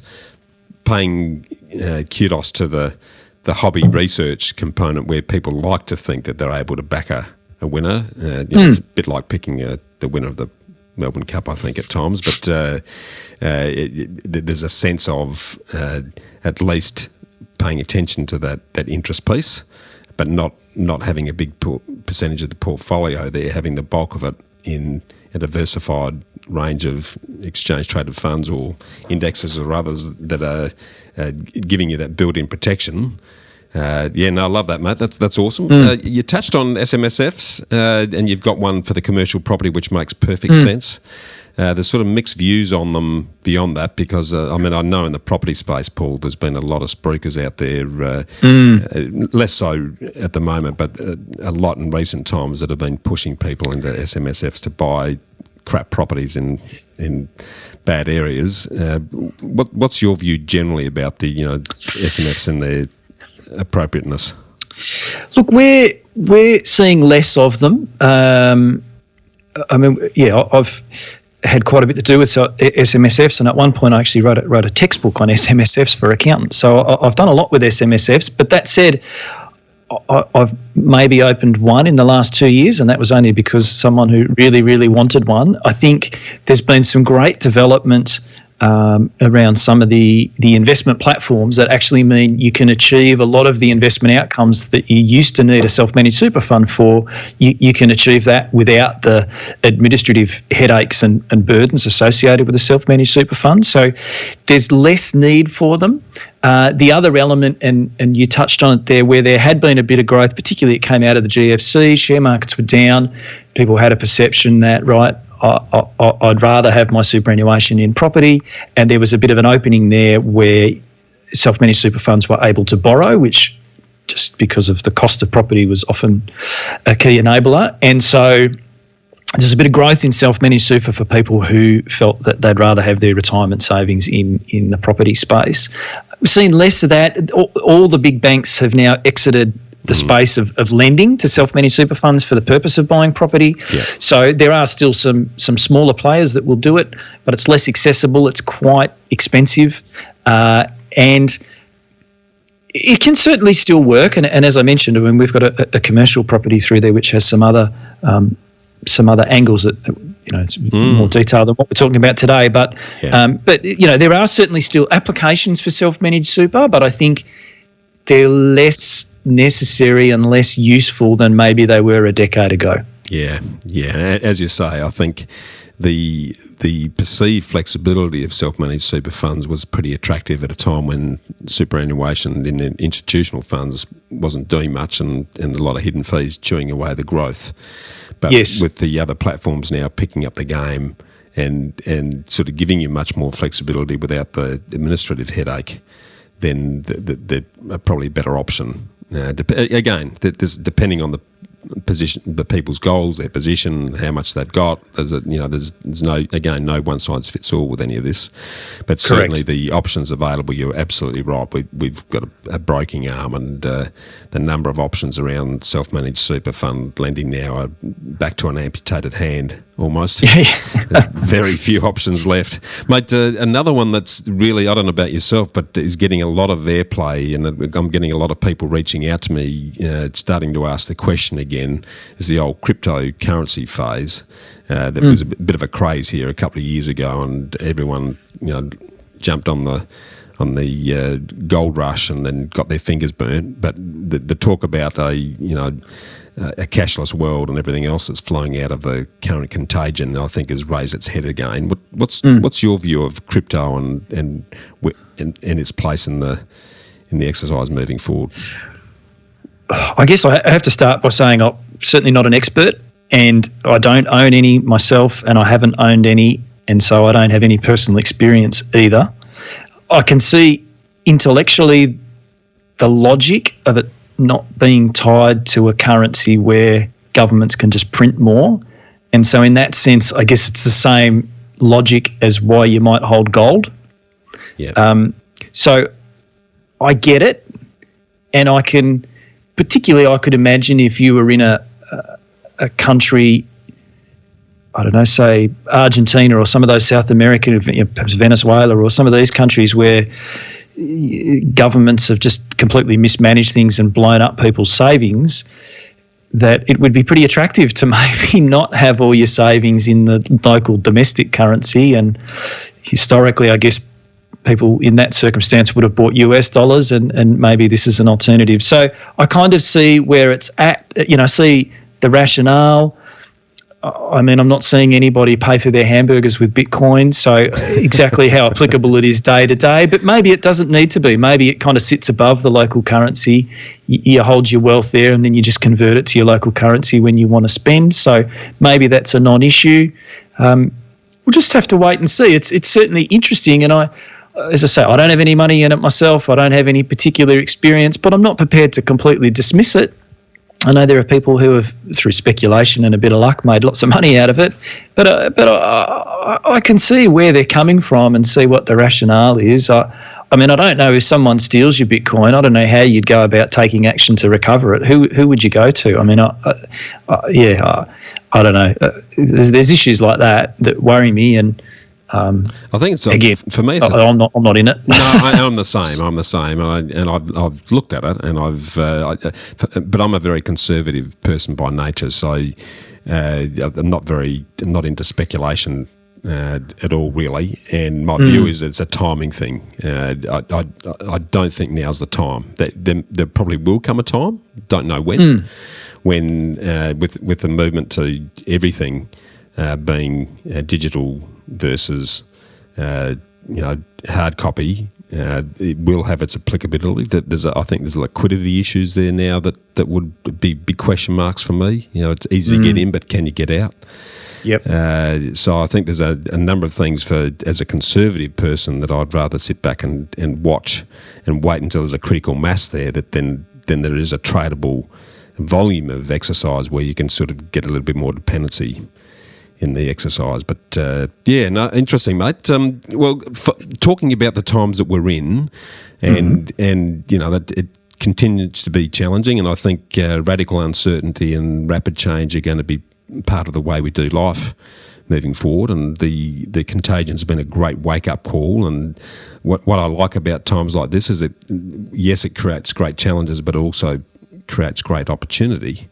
With the change that comes from that. How are you reading it? And if you were a late 30s, mid 40s couple with a home, and maybe you've got a couple of $100,000 worth of equity, and you've got a couple of $100,000 worth of super and 20 odd grand of cash sitting in an offset account, without saying that you're giving any financial advice here, this is just a general discussion. Given the times we're in, what would you be suggesting people do and think about?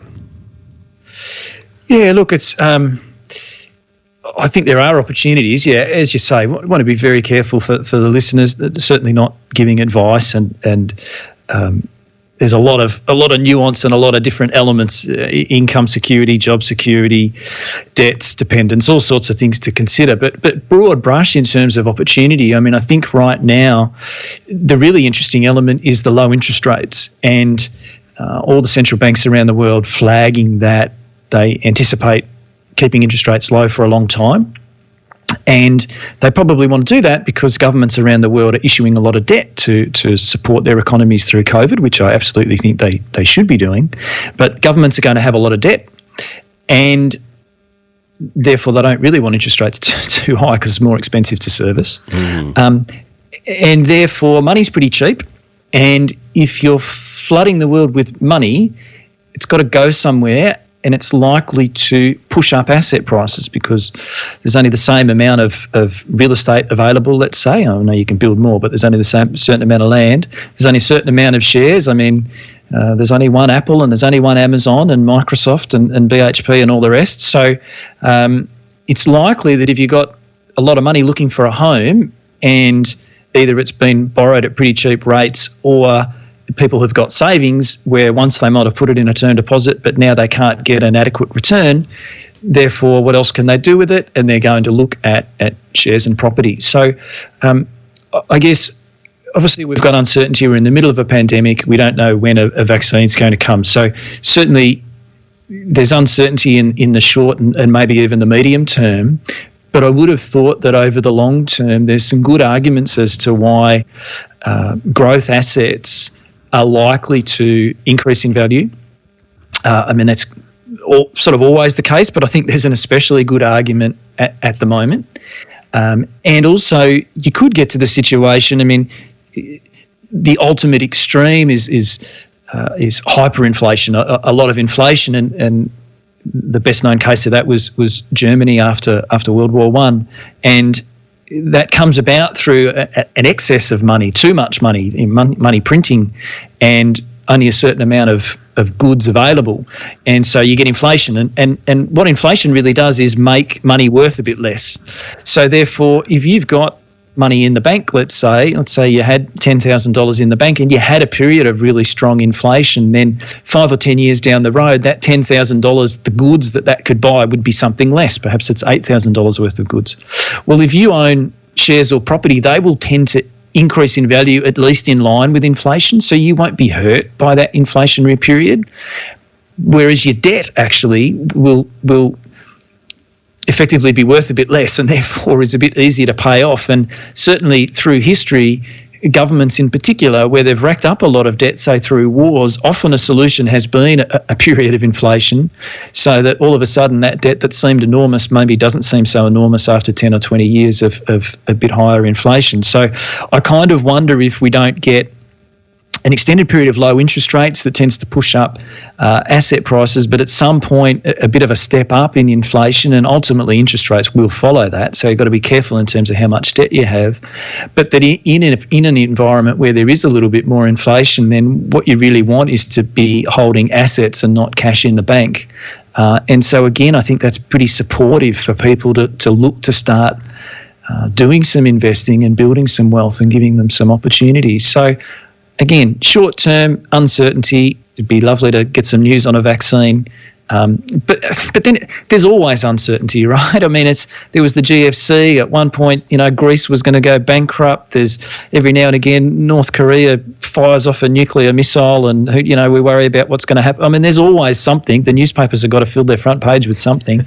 Right at the moment, it's COVID, and it's a particularly serious one. But even if we did get a vaccine tomorrow, I'm sure the news crews would find something else to scare us with, next week. So. Yeah, I think the medium to long-term outlook is really pretty robust. Yeah, very well said too, mate. And it's, history's repeatedly shown us that what you've just talked about proves to be so. The extended low rates, asset growth, then some inflation. So that the best place to protect yourself is not to stick your cash under the mattress, but to put it in some safe assets that will just go on that journey. Very, very well said, I thought there, mate. Thank you. Thank you. Mate, sort of closing off before we jump into the ambush round, your profession, the financial planning, has copped it around the years a little bit, particularly with some bad press around the Royal Commission time frame, and the banks in particular have borne the brunt of that. And unfortunately, I still see a lot of good, hard-working Aussies who there's a little bit of nervousness around when I suggest they go and talk to a financial planner about their transition to retirement. There is some reticence at times. I'd love to sort of dig into, why people should be using a financial planner, and how do they pick a good one from a not so good one? Yeah, and look, great, and thank you for raising it. And look, my take on why those, I guess it's a lack of trust in some cases, and that really had a spotlight shone on it through the Royal Commission there. I think the foundation of that is that historically financial planning was provided by product manufacturers. And I guess probably the earliest example is your AMPs and your MLCs and these type of ones. So they come out of an insurance background, and in more recent times it's been the banks that have been in that space. And as I mentioned, I mean, I started my career in the bank, and I came to recognise, and I think it's even more relevant now, and I left 15 years ago, that it's a conflict for someone to be giving advice when they're employed by a product manufacturer whose interest is clearly in selling you a product.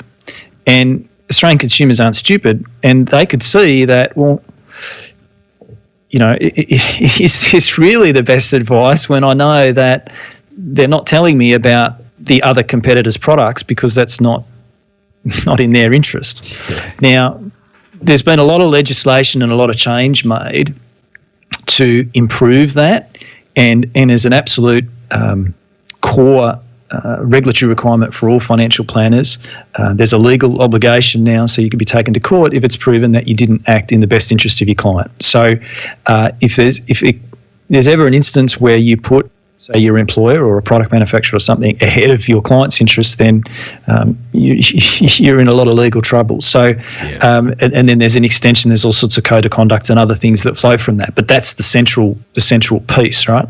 Yeah. So things have improved a lot. I still think consumers need to keep at the top of their mind, well, this person that I'm getting advice from, is there a product manufacturer sitting behind that and therefore potentially a bias there? So, for instance, if you're with a particular super fund and you see that super fund's financial advisor, it might be perfectly good advice, but have your eyes open that, well, they're employed by that fund, so they're maybe not going to tell me about the other fund down the street, right? Just have an awareness of who's coming from behind that advice, I guess. And if that doesn't sit well with you, then seek out a financial planner that doesn't have any links to product manufacturers. So that's, I would suggest for your listeners, that's a key element to consider, and it'll be quite easy to find. You'll be able to see on their website, and if you there'll be a document called a financial services guide that you'll be able to download on any financial planner's website. And that should make it quite clear who the licensee is, and you could do a 5 minutes of Googling even, and you'd be clear on who sits behind them. And if you're still not, then just ask them before you even book an appointment, right? Yeah. But understand that piece. In terms of finding a good advisor beyond that sort of research, I mean, I think the traditional ask around friends and family who's got someone that they've worked with that they've found to be reliable, trustworthy, has done the right thing by them. That's a pretty good place to start, I would have thought. Looking for, I would suggest a certified financial planner is maybe just gives you a little bit of extra comfort at someone who's gone to the effort to get some additional accreditations, and therefore it suggests that they're taking things a bit more seriously. They're probably the tips. And I guess, prepared if you meet with one person and you don't feel that they're listening to you or it's quite gelling, well, then just be prepared. All right, well, I won't engage that person and find someone else. I mean, ideally, financial planning relationships are long-term relationships. That's certainly where I've had the most success with my clients. So it is helpful if you can find someone that you think, yeah, look, I could see myself working with this person for the next 10 or 20 years. So, and they don't have to be your mate, but you have to have a sense that they're going to listen to you and they're going to not sell you some sort of agenda that they have, but they're going to develop a strategy that is specific to your objectives. Yeah, I love it. Yeah, it's spot on. It's not rocket science, but it's something that a lot of people sort of don't take the time to really think about. Is not only the expertise piece, but the comfort level. Because as you say, I often say with our clients, Paul, that we're in a quasi-marriage. That's what we're about to enter into. So if we don't trust each other, we don't respect each other, and we don't have a few laughs and not scared to have a few robust conversations because we're not always going to agree, then you're probably talking to the wrong people. So, love that. Mate, I want to sort of jump into what I affectionately refer to as the ambush round, which are just 5 quick questions that the listeners always want to sort of gauge your words of wisdom on. First of those is the obvious one. What's your favourite quote and why? Now, I'm going to cheat a little bit here because this is technically a proverb. But anyway, the one I like is light the candle rather than complain in the dark. And I've always liked that. It's just take action, don't whinge to me, kid. Light the candle rather than complain in the dark. You figure out the problem. And yeah, that's my fave for sure. Love it. Yeah, and that's a cracker. I haven't actually heard that one, mate, so I actually like that one. Talking about books, and your books is a cracker, so I'll be certainly reinforcing that for anyone that has any interest in advancing their lifestyle by investing, then Financial Autonomy needs to be on the bookshelf. But beyond that, what's the top book you'd recommend people read and why? Oh, I think the one that had the greatest impact for me is a book called E-Myth. You've probably come across it. To be honest, it's only relevant for the group of your listeners that are running a business or thinking about becoming self-employed. But particularly what I got out of it was that, say in my case, I was starting a financial planning business, and I guess I had the perception that, well, I know how to do financial planning, so therefore, of course, I can run a financial planning business. And that's wrong, right? That's the tip of the iceberg, isn't it? Correct. And E-Myth really made me realise that, and it's something that has held me in good stead. So anyone sort of making that journey or early in that journey to self-employment, that's one I'd suggest you check out. Yeah, no, it is a cracker. Mate, I'm going to switch into the tax subject for a minute because a lot of Aussies continue to believe that they pay too much tax. What's the top legal thing that you've done to minimise the tax that you pay? Yeah, look, as you and I have touched on it, it's pretty similar. I'm pretty conservative, so I'm not going to do anything too dicey. We've all got to make our contribution to society. But so the only thing I would suggest really is superannuation. It's a pretty good deal. You know, you put it in, it's tax deductible, tax-free income at the end when you use it, and along the journey, it's only being taxed at 15% too. So super's a pretty good space to be in. Of course, you're limited as to how much you can get in each year, but that still gives you a fair bit of room. So, yeah, I'd suggest super is where I'd look for some tax deductions. Yeah, no, it continues to be a cracking vehicle for that, no doubt about it. Mate, switching back into the investment sphere for a minute, what's both the worst and the best piece of investment advice that you've ever received? Well, whether it's advice I've received, but experience anyway, is I had a bit of a dabble at one point at some short-term foreign exchange trading online. I thought that sounded pretty exciting, and I gave that a go, 20-odd years ago, and I managed to turn $5,000 into $2,000, and I thought, yeah, maybe this isn't the smartest. So the worst I think I've done is that short-term trading. Not a winner for me. No. Best, I like the idea, and this is a Buffett one, and you know, anyone that deals in investments always end up pointing to Buffett. I know, so it's a bit of a cliche, but I like his idea around I'd rather pay a fair price for a good asset than a good price for a poor asset. I think that's really good thinking, you know, that whether it's shares, whether it's property, buying a business, whatever, sure, it's great to get a bargain, but if there's something good, a good quality business, share, property, whatever, that you can see really makes sense, well, don't try and squeeze yourself a bargain and miss out on that opportunity. Pay a fair price if it's a good quality asset and move forward. Yeah, timeless advice, that one, because and it is a moment in time. It might feel expensive today, but in 10 years' time, it's going to look really cheap if you bought a good asset that's doing what it's intended to do. Now, I love that, mate. Let's return to the personal front for a minute, because sustainable success generally revolves around the rituals and the habits that we do day to day, incrementally. What's a personal habit that you believe has contributed most to your success so far? I think fitness, and I'm not a fitness freak by any stretch, but I do get out for a run sort of 4 times a week. It varies a bit. Sometimes I can't at the moment, but sometimes I might go for a swim, especially in summer, get down to the beach, or go for a bike ride. But I do try and stay fit, and particularly in the mornings, it's usually a run before work. I find that really helps just kind of get me in the right space for the day. Really, a bit of sort of cardio type exercise early on. It puts me in a pretty good space. So I think that morning routine and getting exercise, I'm kind of at an age where I can't run every day. The knees get a bit sore. So I have to kind of space it out a little bit, which is why the swimming comes in sometimes. But yeah, I think that morning routine, trying to stay some semblance of fitness, it certainly helps me. Yeah, I'm like you, mate. I'm a grumbly bum if I don't do some exercise in the morning. It just clears the head, and I'm a much happier person for the rest of the day if I've done the work first thing.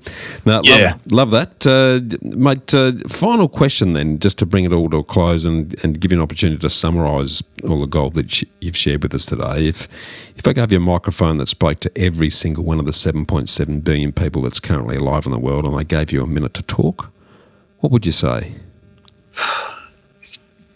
It's a daunting thing to contemplate, isn't it? But look, it sounds a bit Miss Universe or something, but I'd probably try and focus on the fact that we're all humans. We're all the same, and to try and get away from breaking us up so much into different tribes. And I mean, even locally, we're all Australians, and yet we've got closed borders. I don't get it. So if we can't even get it right locally, the fact that you've got the US president calling it the China virus and these type of things, it's not helpful. So I don't know. I'm not no sort of Barack Obama great orator, but I'd try and get some sort of. We're all people with the same lifespans and the same desires, and we're not so different, No, you're dead right. It's we might have different packaging, but that's about as far as it goes, and that's probably my biggest concern around some of the attitudes that are emerging out of the COVID exercises. This real separation thing happening again, and I've heard some terrible stories about interstaters doing terrible things to Victorians' cars that have just happened to have Victorian plates, which is like, how the hell have we got to that point already? So it's just sad, isn't it? It is really sad, and I secretly hope that we're able to mend some of those arbitrary separations that we're creating in our heads as much as anything else. But mate, been a really great chat. We've covered some really good territory. It's really enjoyable to talk to someone in your space that shares a much more holistic view. But for those that sort of want to take it a bit further, how can they get in touch with you, mate? Yeah, well, look, the Financial Autonomy website, which is just financialautonomy.com.au, that's the real hub. I'd suggest you check that out. I am on the different social medias. I know we're on Instagram, and personally, Paul Benson, if you look me up in LinkedIn, I'm there, and you would find me on Twitter there as well if there's anyone that's on that one. So, yeah, we're on a few other platforms, but probably the website's the central point, really, to hunt us down. Yeah, brilliant. And I know what's brought us together today is that we're both supporting the Money Debates online summit that Lacey Philippich, who's been a guest on both of our podcasts. Yes, great initiative, that, isn't it? Yeah, really good initiative. Recommend the listeners jump on board with that if they're listening before the 20th of September, because it's for $11. There's just 44 different speakers talking all things money. So great opportunity there. Mate, really appreciate your time today. Look forward to talking further on some of these subjects as we move forward. So if you're open to that, I'd love to reach out to you and get your ongoing thoughts around all things money. Yeah, absolutely. I've really enjoyed the conversation, Bushy, and thanks very much for having me on and giving me a chance to share some of my thoughts with your listeners. Thanks, mate. We'll talk soon, Paul. Cheers. Bye, Bushy. Well, freedom fighters, how good was that? To get a summary of all this investment gold in the show notes, just email me on hello@khgroup.com.au. That's hello@khgroup.com.au. Or check us out at www.bushymartin.com.au/get-invested. I look forward to joining you next week for another episode of the Get Invested podcast. So thanks for listening, and as always, dream as if you'll live forever and live as if you'll die